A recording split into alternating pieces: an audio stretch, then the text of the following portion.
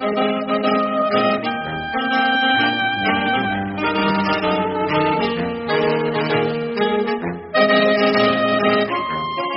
Antisocial Behaviour of Horace Rumpole by John Mortimer. Part 2. Going for Silk.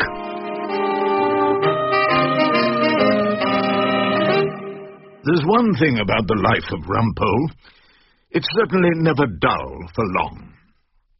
I had survived a trial for antisocial behaviour in chambers. Now I had to try to keep young Peter Timpson out of the nick for similar antisocial misbehaviour. I had to deal with this, while at one and the same time trying to do my best for young Graham Weatherby, a civil servant accused of having killed Ludmilla Ravenskaya, a prostitute. And also I was busily engaged in defending Scotty Thompson, a lorry driver, charged with aiding and abetting the entry of illegal immigrants. Added to all the above, Hilda had recently shown a new, unwonted, and surprisingly well-informed interest in the law. And this just when I'd decided to fight my way up to QC status and a silk gown. When sorrows come, they come not single spies, but in battalions. Dear Diary, Leonard has been helping me in the plans I have for learning the law.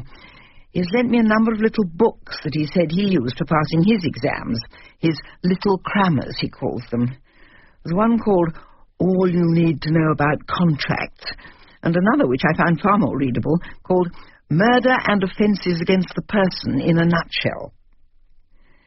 Leonard Bullingham tells me I'll soon get to know as much law as Rumpole. In fact, he doesn't think that Rumpole knows much law at all, and that the only thing he has going for him is his gift of the gab. It must have been my final speech that did it in that farcical Asbo trial. I told that magistrate that he had the chance to become the Hampton of the City Magistrates' Court, and that though he might be criticised by the bureaucrats of Westminster, he'd be acclaimed by all who cherish our ancient freedoms, our constitution, and the proper rule of law. It wasn't that final speech that did it at all, Rumpole. It was all down to Leonard. Leonard? Bullingham? Of course. He knows I want you to get your silk, so I can pick up some of your future briefs when I'm called to the bar. So he was going to ask your head of chambers not to go on with the case. Did he? I phoned to tell him that the case was on, and he got hold of Sam Ballard in the lunchtime break. Apparently, he told your head of chambers that he wouldn't be considered for a judgeship if he dragged his chamber's name through the courts. Soapy Sam Ballard's being considered for a judgeship. That is what I just said, Rumpole. And your friend Leonard the Mad Bull Bullingham decided to help me. He did it for me, Rumpole. I'm sure he did. He and I both believe that it's simply essential that you get to write QC after your name. You've been at the bar long enough. I sometimes think my face doesn't fit. Lots of people with worse faces than yours have been able to put QC after their name. Judges tend not to like me. You have to get judges on your side to get made a queer customer. They don't like the way I point out their mistakes. They don't appreciate it when I get juries to notice their devious methods of trying to secure a conviction. They can tell that when I say, in my humble submission to your lordship, I can't bring myself to feel humble at all. Well, perhaps you should stop doing those things, Rumpole. It's so embarrassing to have to admit to my bridge club that you're still a junior barrister. At your age, too. I can't stop being myself. That's too much to ask. All the same, it would be nice to have a silk gown and a seat in the front row. Horace Rumpole, QC. There's an agreeable ring to it. And now at least you have Leonard on your side. So fortune brings its mysterious changes. I was to enter my future years at the bar by courtesy of the Mad Bull, to whom it seemed I must be particularly grateful.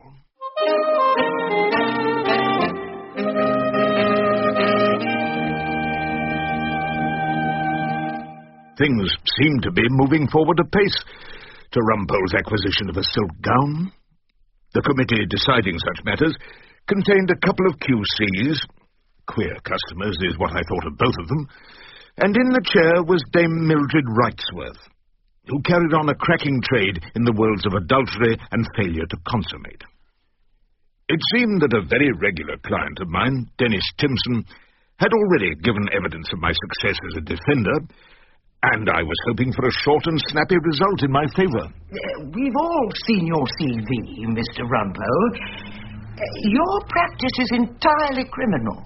Entirely, as I wish it to be. Why do you say that?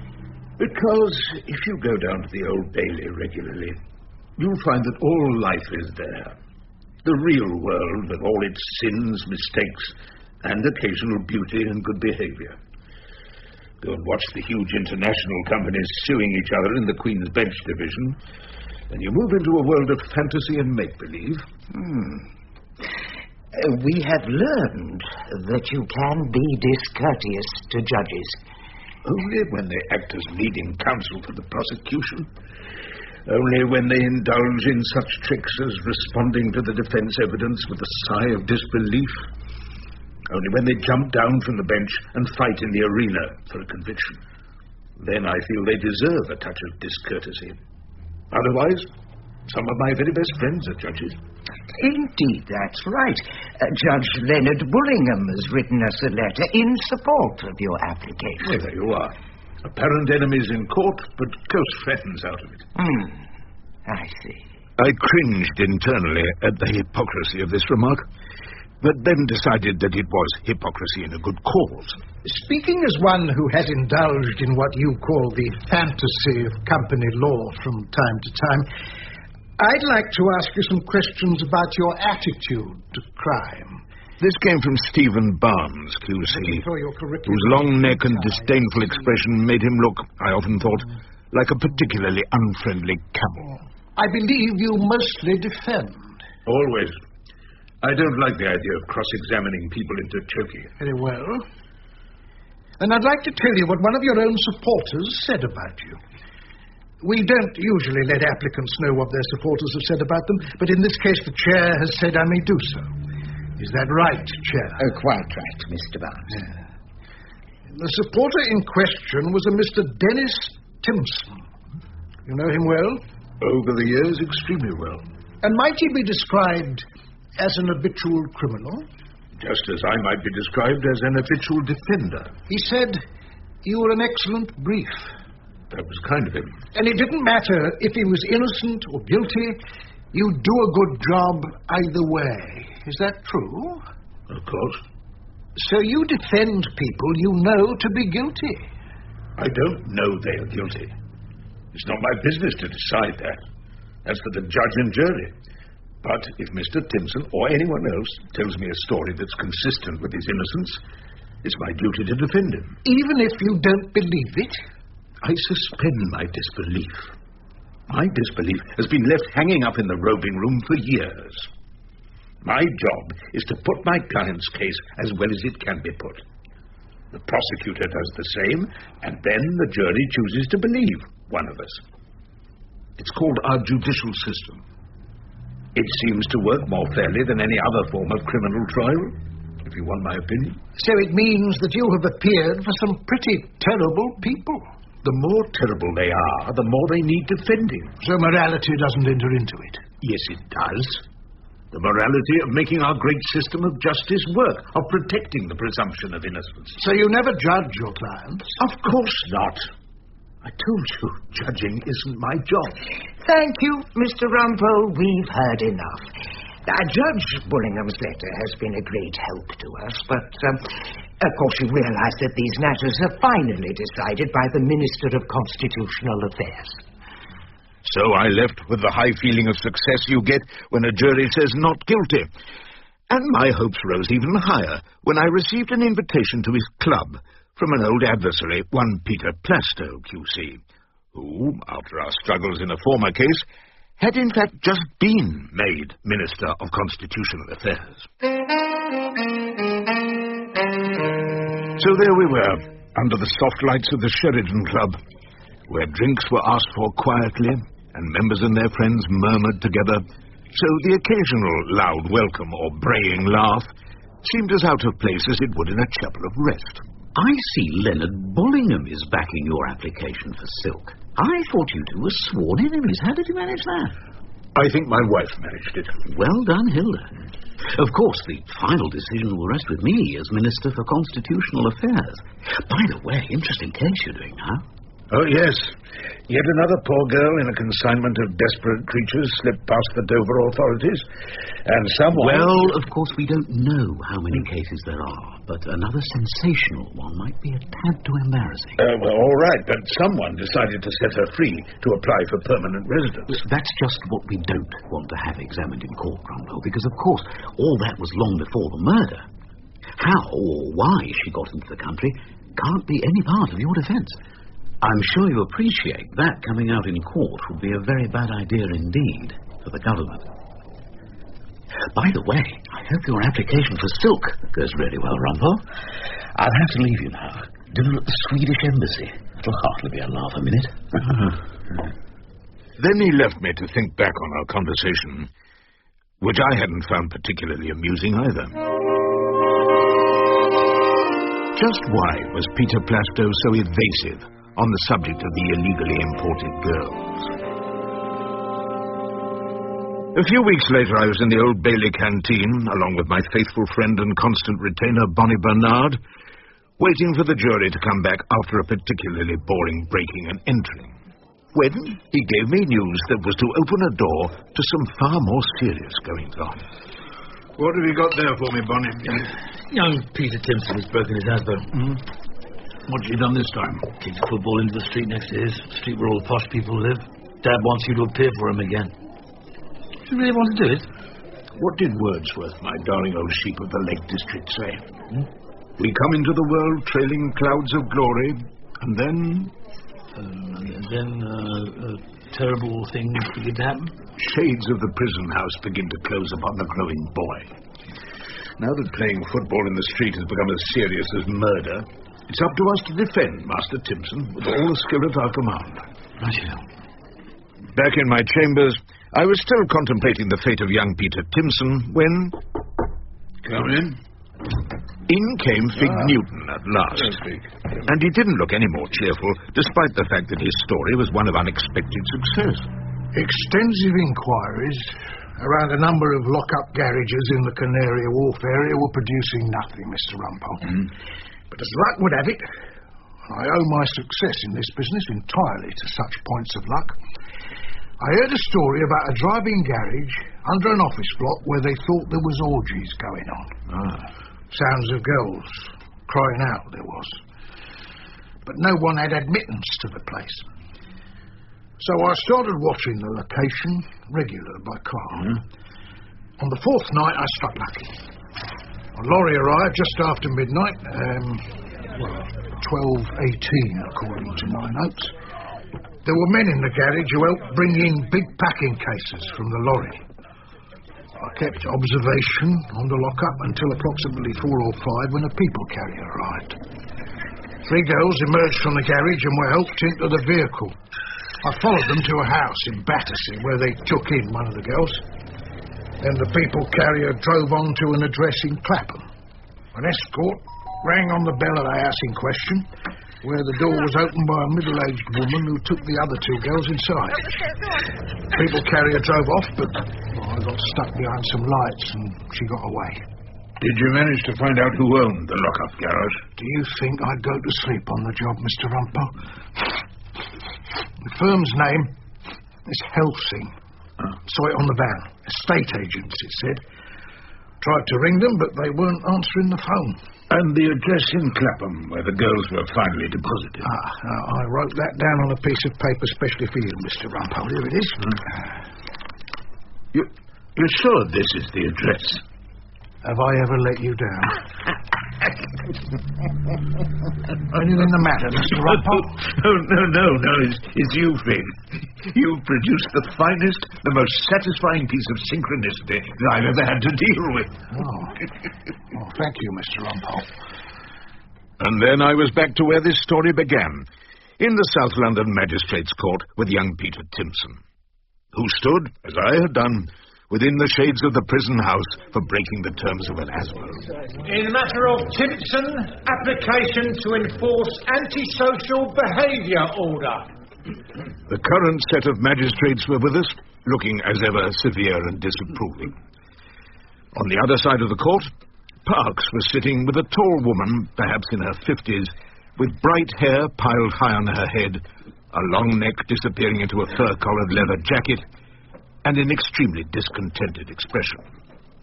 This would turn out to be Mrs. Englefield, the neighbour who was young Peter's chief accuser. And I had an application to make. I ask that my client should be referred to as Peter, as he is a 14-year-old child in danger of being sent to prison. To a young offenders institute. Call it what you like. It's a prison where he can be taught to commit crimes and come out a threat to society. Does your client admit that he broke the order? Nothing is going to be admitted until we hear the evidence against him. We've already read Mrs. Englefield's statement. Yes, that's the point. It was a statement by a witness who didn't offer herself for cross-examination. That's not evidence at all. I hope this Mrs. Englefield is in court. She is, because you took out a witness summons. Exactly so. I did that so I can cross-examine her after she's taken the oath, and then we might come to the truth. The truth about your client's footballing? And a few related matters. What is your authority, Mr. Rumpole, for saying that a statement has to be proved by a witness on oath and available for cross-examination? Good point, was what I thought, but did not say. And then the name of the very important and influential Mr. Peter Plastow came suddenly into my head. And so I told them what he might be thinking. No written authority at present, although I gather that directions on this matter are to be given shortly by the new Minister for Constitutional Affairs, Peter Plastow. He finds it intolerable that the young boy should be deprived of his liberty on charges that have never been tested by cross-examination. I see. Mr. Parks, I don't suppose you'd object to putting Mrs. Englefield in the witness box so that Mr. Rumpole might ask her a few questions. Seems a fairly simple issue, but we have to take into account the view of the Minister for Constitutional Affairs. Very well, Madam Chair, as you see fit. And without further ado, it was agreed that Mrs. Englefield be called and that she give her statement to Mr. Parks. I saw this boy kick his football into my street at least 9 times since the last hearing. Thank you, Mrs. Englefield. Do you have any questions after that, Mr. Rumpole? Just a few. Perhaps you could tell us exactly why you didn't want this young footballer hanging around your street. It disturbed me. Well, not much of a disturbance, was it? A lad entering your road for a few minutes to retrieve a football. People buy houses in the Grove for peace and quiet. And, of course, I need it for my work. I have a good many patients who come to me for specialised treatment. And what sort of treatment do you give them? I give spiritual healing. We sit quietly together and explore our own spaces. And I suppose you need peace and quiet for that. Absolutely. I chose Beechwood Grove because it was so quiet. Mrs. Englefield, no doubt you've heard of the importation of girls who get smuggled into this country and set to work as prostitutes. Have you heard of that? What has this to do with the case? Have you heard of these illegal importations? I may have read something about it. I have to suggest you know a great deal more about it than that. I don't know what Mr. Rumpole is suggesting. Then sit quietly and you'll find out. Now, let me take you back to the 10th of May. The night before, a number of girls had been smuggled into England and left in a warehouse somewhere near Canary Wharf. They were to be distributed to various addresses to work as prostitutes. Madam Chair... Mr. Rumpole, is this relevant? Absolutely essential to my case. That morning, a witness, whom I shall call, saw the girls moved from a warehouse and distributed to certain addresses. At 4:45 a.m., a people carrier drove up to your house in Beechwood Grove. 2 girls were delivered to you.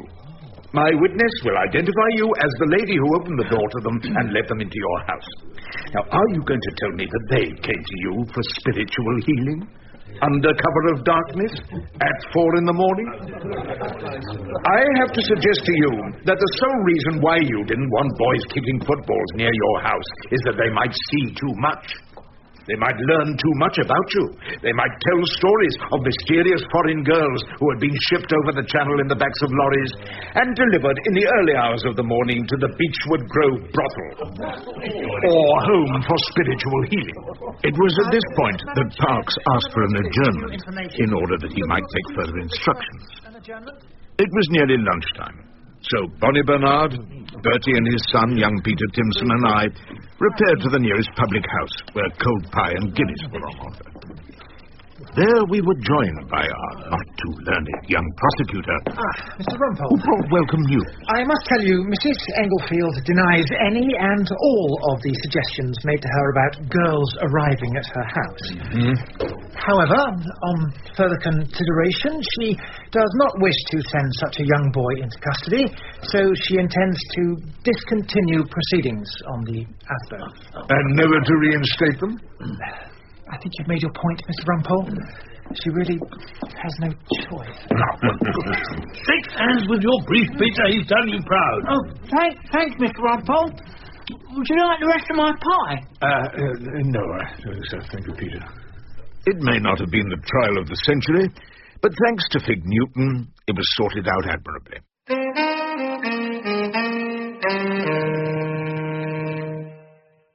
Dear Diary, Leonard Bullingham has taken a shine to Dame Phillida Erskine Brown.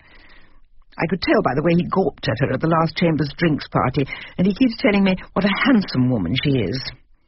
Well, she hasn't worn so badly, but I told him, of course, she's knocking on a bit now. All I could say about her appearance nowadays was mutton dressed as lamb. I did get a bit jealous, though, when he told me at the Bridge Club how very much Phillida had enjoyed lunch at the Sheraton. I couldn't help remembering how I'd once taken me for lunch there. And then there was the question of the flicks. I was particularly anxious to see the new Pirates of the Caribbean film, as I'm very taken with Johnny Depp. It would be hopeless to ask Rumpole to accompany me, but I remembered that Leonard had taken me to see a film in the days when he was, so to speak, courting me. When I told him my idea about the flicks, he actually said quite calmly, "I fixed up to see that with Phillida." Oh, really? That was just about the giddy limit.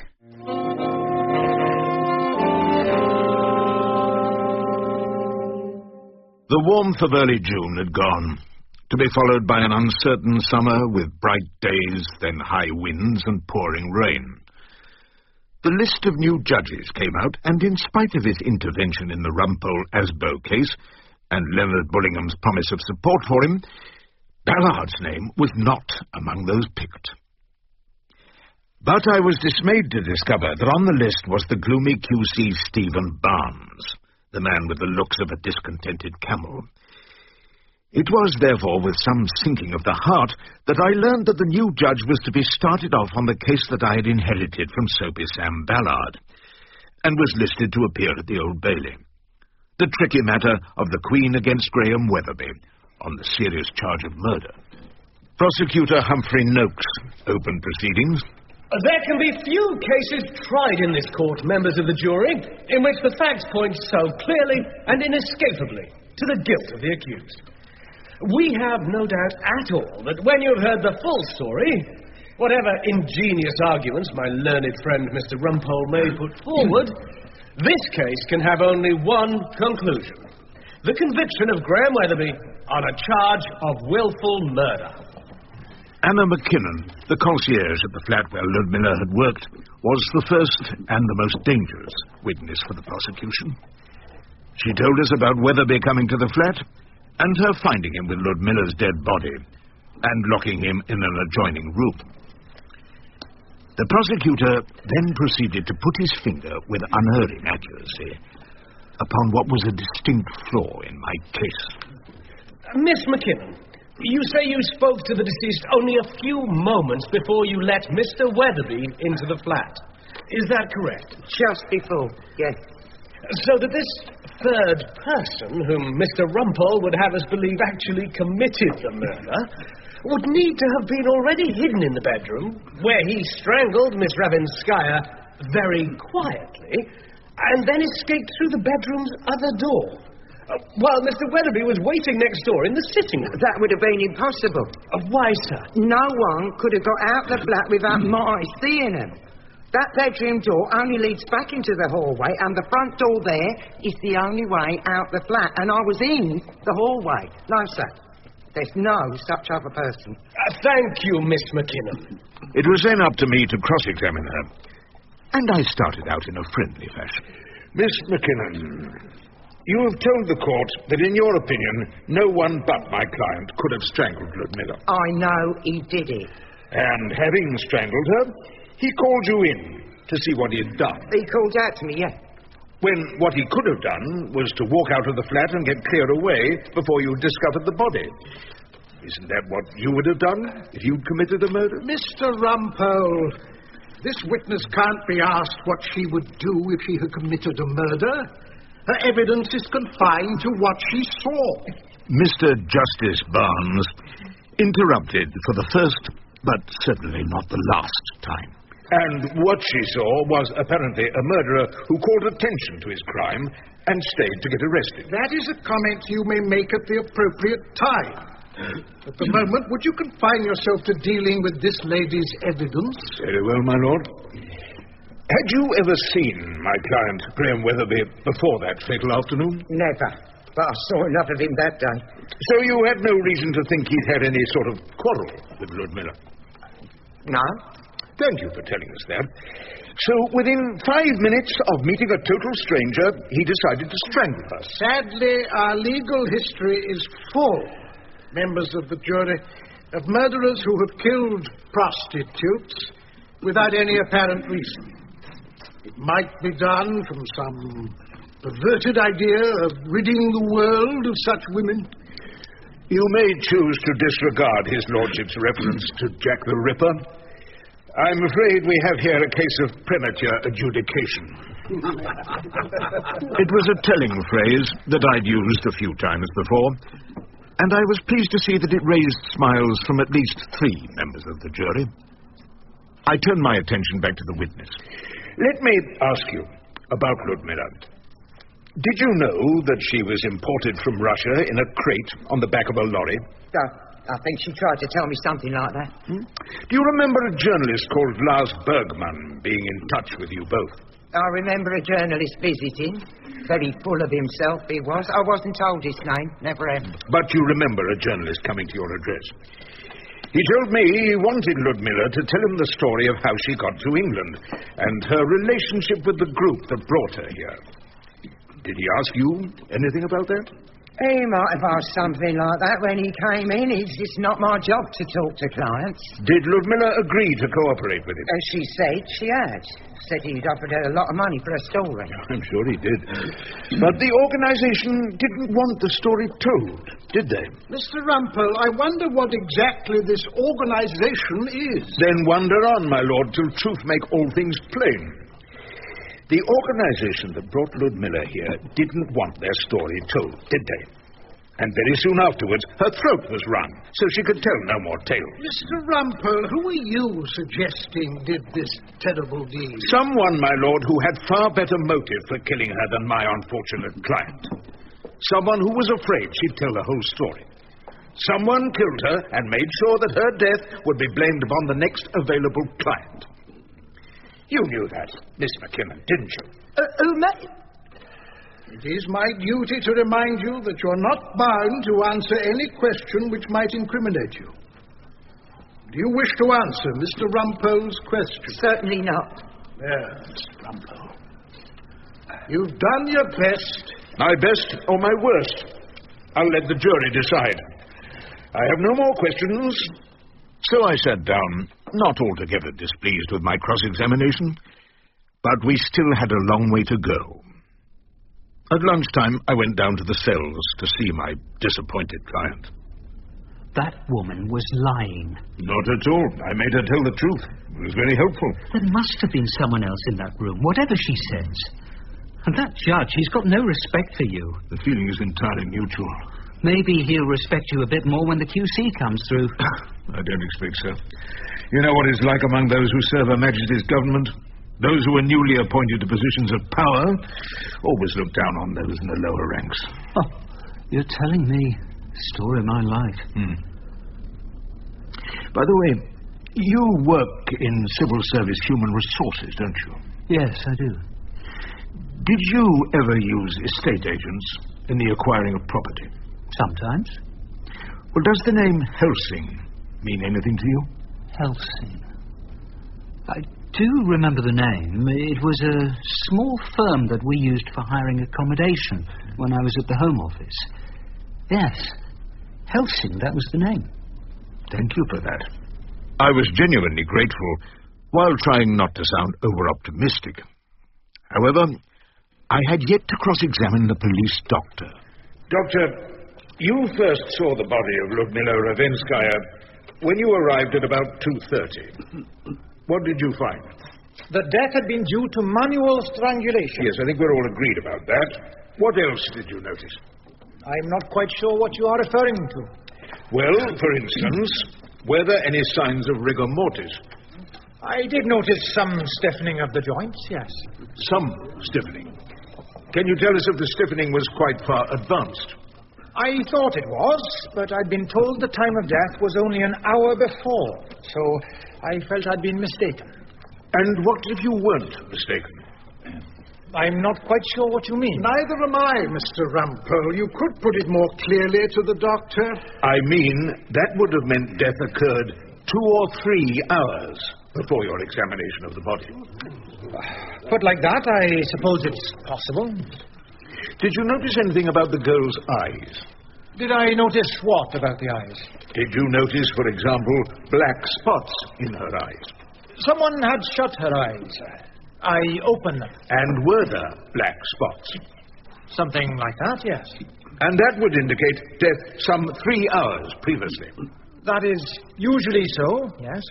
All you saw of that girl's body would indicate a death much earlier than 1 hour before your examination. In the usual course of events, yes. In the usual course of events. I wasn't asked to consider the time of death. Well, you've been asked to consider it here, and you've been extremely helpful. Thank you, Doctor. And I also gave silent thanks to Bonnie Bernard and our old friend Professor Ackerman, the master of the morgues, for his excellent advice. The next day brought us Detective Inspector Belfridge, a large, avuncular figure.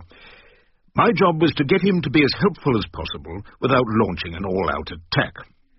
A cosy chat between old friends was what I was aiming for. So, Inspector, you have a long experience of cases of this sort, have you not? I certainly have. And you've knocked around the criminal courts for a fairly long stretch as well. Mr. Rumpole, this is a very serious case, so please make sure it proceeds in a serious manner. Of course, my lord, nothing could be more serious than the wrongful conviction of an innocent man. Inspector, I imagine you've traced the course of Ludmila's life from the time of her arrival in England to her death in Flight Street.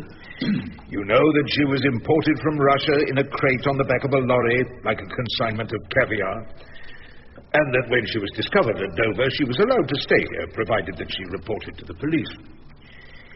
Do you think it might be said that Home Office officials were being particularly lenient in her case? Mr. Rumpole, how can the officer possibly answer that? Very well, my lord, but would you agree, Inspector, that there are in existence various criminal organizations dealing with the importation of foreign girls to be put to work as prostitutes? Well, that is happening, yes. So let us look at this case. A Home Office official allowed her in. She's then taken to a building in the Canary Wharf area of London where I shall prove that girls of her sort are temporarily confined. The ownership of that building has been traced to Helsing, a firm of estate agents occasionally used by the Home Office. From here, she's put to work as a prostitute in Flight Street. Does not all of that suggest that a serious and efficient organization is at work? It certainly would seem so. An organization of people who know their business. I would say so, yes. Perhaps an organization with connections to the Home Office itself. Mr. Rumpole, That is an outrageous suggestion. This is an outrageous crime, my lord. I shall warn the jury to disregard anything you've said about the Home Office. And I'm sure that members of the jury will consider your advice very carefully before they decide whether or not to act upon it. Inspector, if Ludmilla was about to tell her story to a journalist, the organisation controlling her would have done everything in their power to stop this happening, wouldn't they? I expect they would. They might even not have stopped short of murder. I suppose that is a possibility. Yes. Thank you, Inspector. You've been extremely helpful. The most dangerous part of any case is when you have to put your client into the witness box. Weatherby stood there, apparently unperturbed, as I asked the most important question. Do you find it difficult to get girls to sleep with you? With this on my face, what do you think? Graham Weatherby touched his spreading birthmark, and I hope the jury understood. They sat stolidly and gave nothing away. Is that why you resorted to sex with girls like Ludmilla Ravenskaya? Yes. And I've usually found them very kind and understanding. Is that how you expected to find Ludmilla? Yes. But instead, I found her dead. And what did you feel when you found her dead? Terribly sorry for her. And angry with whoever did it. Noakes did his best to break through Weatherby's certainty, but he stuck to his simple story. And then I tried to enliven proceedings by calling Fig Newton, who gave evidence about the premises near Canary Wharf. But Judge Barnes stepped in. How is all this relevant to the present case, Mr. Rumpole? You're not suggesting that this witness saw Ludmilla at any point? No, my lord. An essential part of my case is that there was an efficient organization dealing in these unfortunate imported girls. This organization killed Ludmilla when they thought that she was about to tell her story to the press. Is your lordship suggesting that the jury should be denied this evidence? Mr. Rumpole, I'm looking at the clock. Court will rise now and come back into court at 2 o'clock, members of the jury. Would your lordship say 2:30? That'll give me time to get up to Fleet Street and make an application to the Court of Appeal. I saw a look of apprehension, even fear, flit across the camel's features, as though he felt he was about to step into some nasty hole in the desert sand. I will give a considered judgment on this matter at 2 o'clock. Perhaps you will delay your application until you have heard what I have got to say. I retired to the Old Bailey canteen with Bernard for a light lunch of sausage, egg and chips. What do you think, Mr. Rumpole? You got that judge on the run? I think we're on a winner. A newly appointed judge doesn't want to have his decisions pissed upon by the appeal court. My forecast was right. The learned camel returned from his lunch with the other judges, and with a sigh of resignation, told me I could call my evidence. So, happily, the jury heard of girls imprisoned in the Canary Wharf building and then being driven round London and handed out like bottles of milk to customers. I even managed to get in the story of Mrs. Englefield, who had by now been questioned by the police. 2 days later, I reached my final appeal to the jury. Possible, members of the jury. I want you to have that word in your mind throughout all your deliberations. You have heard of the organization that ruthlessly controlled the lives of these girls. Is it not possible that when they thought Ludmilla was going to reveal their secret, they decided to silence her forever? You've heard the doctor's evidence about the time of death. You can't convict Weatherby unless you find him guilty beyond reasonable doubt, and that you believe him to have been with Ludmilla that morning 3 hours before her body was discovered. Once you find that another explanation of these events is possible, then you are left in a state of doubt.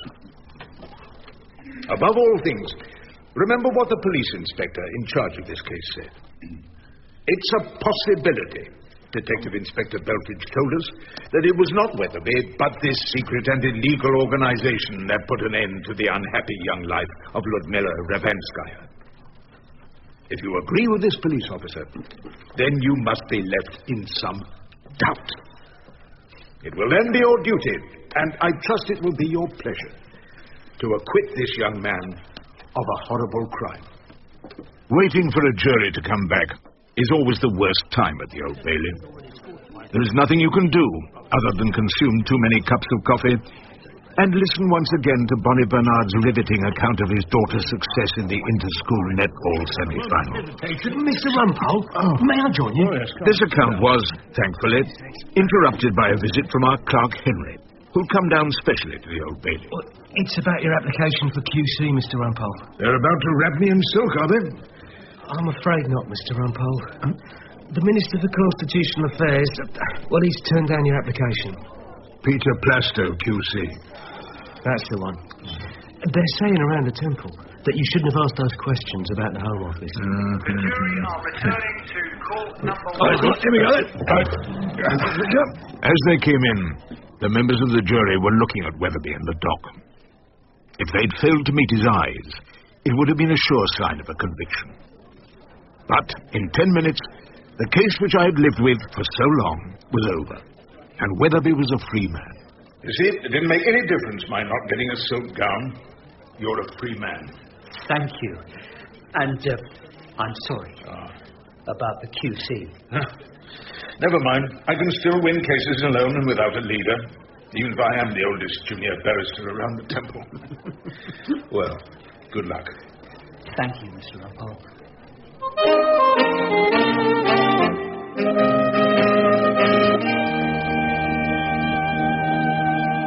What is there left to tell? The Fortress ran a story about allegations of a group within the Home Office importing girls for prostitution. The Prime Minister told Parliament that this was an outrageous suggestion and that he had every faith in the integrity of all civil servants. Scotty Thompson's friend, Fred Atkins, was at last apprehended by the police, and in his statement after caution, he admitted that he had not told Scotty that he had given him a human cargo to ferry across Europe and into Britain. The case against Scotty was dropped after this rare example of honour among thieves. And Hilda had an astonishing revelation for me about her judicial friend Leonard Bullingham. At the Temple Garden party, I distinctly saw him embrace Mrs. Justice Erskine Brown. Not to put too fine a point on it, I saw his hand on her knee, and I saw it slide towards the opening of her fashionably short skirt. I beat a hasty retreat, and I didn't think that they had noticed me. But the vision of two judges kissing has had a lasting effect on me.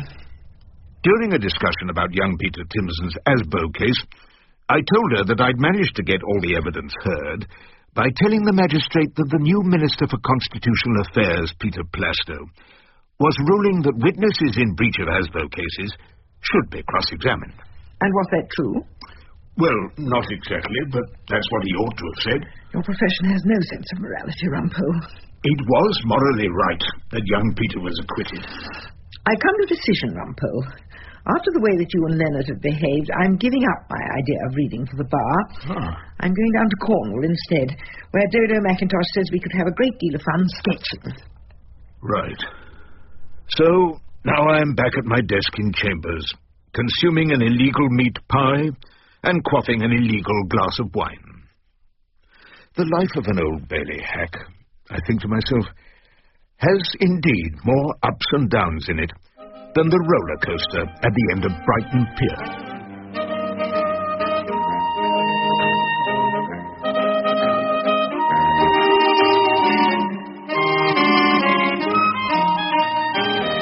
In Part 2 of The Antisocial Behaviour of Horace Rumpole by John Mortimer, Horace Rumpole was played by Timothy West. His wife Hilda, she who must be obeyed, was Prunella Scales.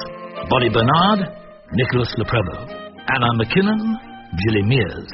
And the police doctor was Roger May. Prosecutor Noakes was Matthew Morgan. Judge Barnes, Geoffrey Whitehead. Graham Weatherby, David Holt. And Detective Inspector Belfridge was David Shaw Parker. Other parts were played by members of the company.